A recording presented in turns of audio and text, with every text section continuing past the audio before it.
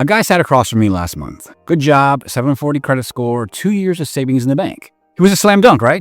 And he almost paid an extra 60 grand for this house. Not because he overpaid for the property, because of one mistake. He shopped for the house before he shopped for the loan. By the time he called me, he'd already been pre-approved by some online lender and gave him a rate almost a full point higher than what he actually qualified for. One mistake, $60,000 over the life of the loan. Today, I'm walking you through the 5 mistakes that cost first-time homebuyers the most money in 2026 and exactly how to avoid every single one of them.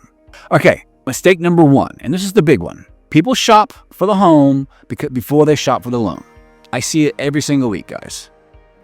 You find the house, then you scramble to get financing. So what happens? You end up with whoever your realtor recommends or whoever can close the fastest, right? Or whoever mailed you a flyer that day. You don't compare. You don't negotiate. You overpay. So here's the right order. Number 1, talk to a mortgage broker like me, not a bank. A broker shops multiple lenders for you, and a bank shops one lender themselves. Number 2, get pre-approved, not pre-qualified. Pre-qualified just means someone ran a calculator. Okay, pre-approved means an underwriter actually pulled your credit, looked at your income, and signed off. Number 3, then you go look at houses. When you're properly pre-approved, you know your real budget, your real rate, and your real payment. And sellers take you more seriously because they know you can actually close. All right, mistake number 2, and this catches most buyers completely blindsided because they don't even know it exists until they're sitting at the closing table. All right, mistake number 2 is looking at the wrong monthly payment. You see, most first-time home buyers fixate on one number, principal and interest. That's what the online calculators spit out. And that's what it obsesses about interest rate. Okay? That's not your overall monthly payment. Your real payment is PITI, principal, interest, taxes, insurance, and HOA if there is one. And in Florida, the T and I will eat you alive. So, and every property is going to be different. Property taxes on a $350,000 home here in Port St. Lucie, you're looking at roughly $5,500 a year. Homeowners insurance in Florida, depending on your wind zone or the wind mitt and how your old house is, anywhere from $2,500 to $5,000 a year or more. HOA on top of that if you're in a community. So Zillow says your payment is $1,800 a month. Great. You fall in love with the house, you sign, then your first bill hits and the real number is $2,400 a month or more. It's a $600 surprise you weren't planning on. You see, that's how people end up house poor.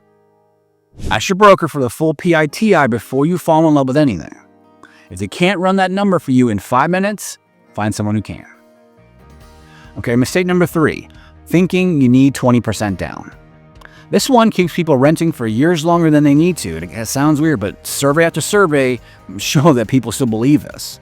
So let me say this clearly. You do not need 20% down.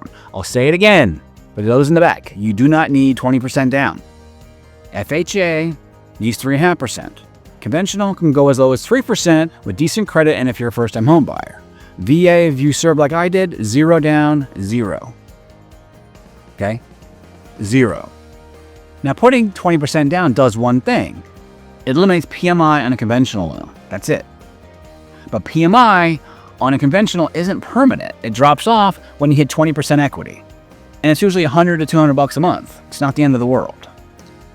Meanwhile, you're waiting years and years to save 20% while home prices keep climbing and you're paying someone else's mortgage as a renter. Go ahead and run the numbers. A lot of times, buying with less down and starting to build your own equity is cheaper than waiting. All right, mistake number 4. This is the one that makes me genuinely lose my mind because it's so easy to prevent. And mistake number 4 is not pulling your own credit before you apply for a mortgage. I cannot tell you how many people walk into my office and they're never actually looked at their own credit report. Roughly 1 in 5 credit reports has an error. Wrong balances, accounts that aren't even yours, on-time payments showing as late. And one error can knock 50 points off your score, which is the difference between qualifying for the best rate and writing a check for thousands of extra dollars over the life of the loan. So here's what to do. Go to annualcreditreport.com, it's totally free, pull all 3 bureaus. Dispute anything wrong before you apply. And once you're in the mortgage process, do not open a new credit card. Do not buy a car. Do not co-sign anything. Do not close old accounts. I've watched people walk into a furniture store the week before closing, finance a couch on a store card, and blow up their debt-to-income ratio right before underwriting. It's not fun, guys, because sometimes it kills the loan. And a lot of times their loan died. Don't be that person. Okay. Mistake number 5. And over the life of the loan, this is the most expensive one on the list. Using the wrong loan program. Here's how it goes. A lender drops you into a FHA because it's the easiest box for them to check. Is FHA bad? No. FHA is always right? Absolutely not. FHA has upfront mortgage insurance premium at 1.75% baked right into the loan. And on a 30-year FHA loans, the monthly mortgage insurance lasts the life of the loan. You cannot cancel it. Conventional PMI, it drops off. FHA does not, and that's a pretty big difference. So if your credit score is above 680 and you can put 5% down, conventional almost always wins long term, but you have to look at them side by side. And if you're a veteran, VA beats both. 0 down, 0 monthly mortgage insurance, and the funding fee is waived completely if you have any service-connected disability. I served and I have a VA loan myself, so I'm kind of biased. And I've watched veterans get put into FHA loans by lenders who just defaulted to what they knew, or they believed that VA wouldn't get past muster. That's bad advice, cost those vets real money out of their pocket. So match the loan to your situation, not the lender's convenience. Okay, look, if you're a first-time buyer and you want someone to actually walk you through this and tell you which loan program fits your situation, call me or text me. The number 772-618-5058. I do pick up the phone and I do answer text messages 24/7. Okay, I'll look at your real numbers. I'll tell you what fits. No sales pitch.